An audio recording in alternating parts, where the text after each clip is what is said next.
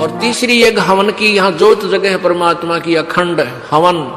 हवन पुण्यात्माओं, जैसे अभी तक आपने देखा ये ऋषि लोग गेर का लकड़ क्यों कह के घर तक जा था, राजाओं ने पटा लिया करते, धनिया ने उन्हें कह देते अच्छा हवन करो, वहां गेर के 2-3 धड़ी लकड़ी और ठोके जाते लोटे भर वर्गी के स्वाहा स्वाहो पाटो पकड़े।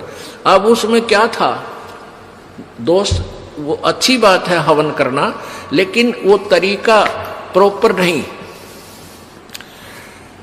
न्यू कारण अंधा न्योतर 2 बुलावे, अगर अंधे का निमंत्रण दोगे 2 आवेंगे एक की बजाय। तो कहने का भाव ये था कि वो ऋषि लोगों को हम क्यों बुलाया करते, क्योंकि हम अनपढ़ थे, उन्होंने अपना फायदा उठाया कि केवल एक ब्राह्मण ही पढ़ने का अधिकारी है, तुम अपना धंधा पीटो, जिसका जिसा काम है।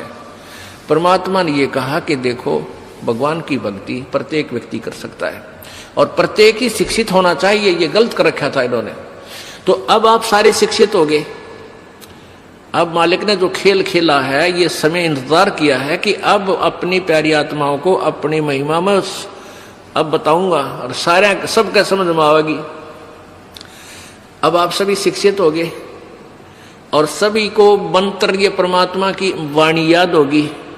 छोटे छोटे बच्चा के पूरी आरती याद हो रही है भगवान की वाणी की।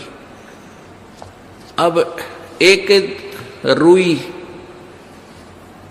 1.5 ग्राम 2 ग्राम रुई लगेगी, एक जोत बना दे, खड़ी जोत लगा दी, उसमें घी डाल दिया जितनी आपकी इच्छा है, 1 कटोरा भर दे, सारे दिन जलाए। तो उसमें वो घी उसमें डाल दिया और हम अपना मंत्र वाणी सुबह नित्यनेम करें, दोपहर रमैणी करें, शाम ने संध्या आरती करें, ये भगवान की वाणी भी हम बोलते रहते हैं। तो वो भी हवन हो रहा है।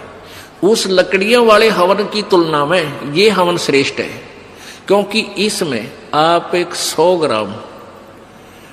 ग्राम रुई में 1 क्विंटल घी हवन कर सकते हो।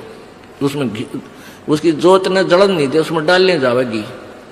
100 ग्राम जोत में 1 क्विंटल घी हवन कर सकते हो आप। और लकड़ियां में 1 क्विंटल घी हवन करने के लिए कम से कम भी 20 किलो तक कम से कम लकड़ी जला देते हो। तो उन लकड़ियों के जलने से कार्बन डाइऑक्साइड अधिक होती है।